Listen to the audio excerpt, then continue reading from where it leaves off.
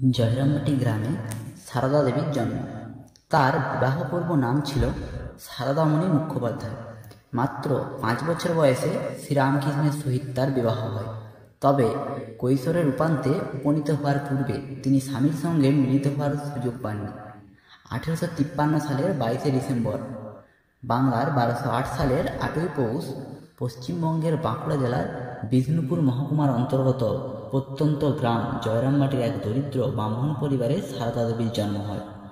তার পিতা ছিলেন রামচন্দ্র মুখোপাধ্যায় ও মাতা শ্যামাসুন্দরী দেবী। জন্মের পর প্রথমে সারদা দেবীর নাম রাখা হয়েছিল ক্ষেমংকরী, পরে ক্ষেমংকরী নামটি পাল্টে সারদামণি রাখা হয়।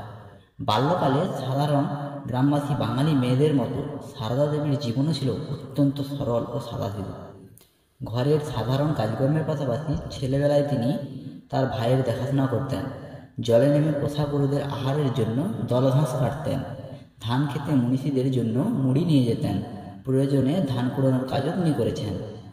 ছোটবেলার কথা বলতে গিয়ে সারদা দেবী বলেছেন, ছেলেবেলায় দেখতাম আমার মতোই মেয়ে সর্বদা আমার সঙ্গে সঙ্গে থেকে আমার সকল কাজে সহায়তা করত, আমার সঙ্গে আমোদ আহ্লাদ করত, কিন্তু অন্য লোক এলে আর তাকে দেখতে পেতাম না। 10-11 বছর পর্যন্ত এরকম হয়েছিল।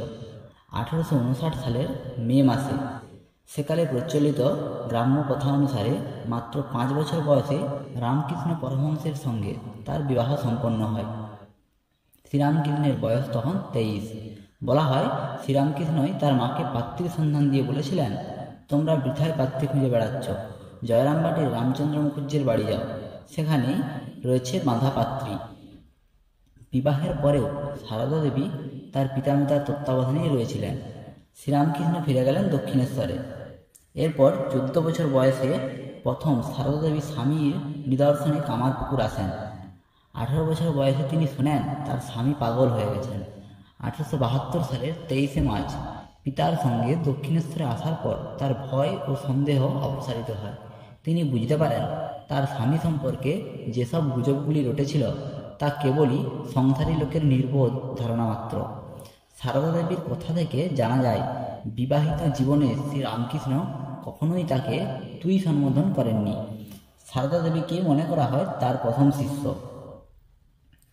শেষ জীবনে যখন শ্রীরামকৃষ্ণ গলার ক্যান্সারে আক্রান্ত হয়, তখন সারদা দেবী স্বামীর সেবা করতেন এবং স্বামী ও তার শিষ্যদের জন্য রন্ধন কার্য করেছেন। কথিত রয়েছে, 1886 সালের আগস্ট মাসে শ্রীরামকৃষ্ণের মৃত্যুর পর বৈধব্যের চিহ্ন হিসেবে হাতের বালা খুলে ফেলতে গেলে তিনি স্বামীর দিব্য দর্শন পান। এই দর্শনে শ্রীরামকৃষ্ণ তাকে বলেন, তিনি মারা যাননি, কেবল এক ঘর থেকে আরেক ঘরে গেছেন। সারদা দেবী বলেছিলেন, যতবারই তিনি বিধবার বেশ ধারণ করতে গিয়েছিলেন, ততবারই দিব্য দর্শনে শ্রীরামকৃষ্ণ তাকে নিরস্ত করেন।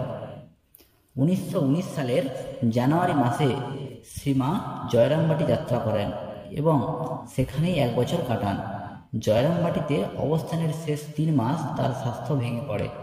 1920 সালের 27শে ফেব্রুয়ারি আসক্ত অবস্থায় তাকে কলকাতায় আনা হয়। পরের 5 মাস তিনি রোগ যন্ত্রণায় অত্যন্ত কষ্ট পান। মৃত্যুর পূর্বে এক শোকাতুরা শিষ্যাকে তিনি উপদেশ দিয়েছিলেন, যদি শান্তি চাও মা, কারো দোষ দেখো না, দোষ দেখবে নিজের, জগৎকে আপন করে নিতে শেখো, কেউ পর নয় মা, জগৎ তোমার। মনে করা হয় এই উপদেশটি বিশ্বের উদ্দেশ্যে তার শেষ বার্তা। 1920 সালের 20 জুলাই রাত 1:30টায় কলকাতার উদ্বোধন ভবনে তার প্রয়াণ ঘটে। এই স্থানটিতেই বর্তমানে গড়ে উঠেছে শ্রীমা সারদা দেবীর সমাধি মন্দির।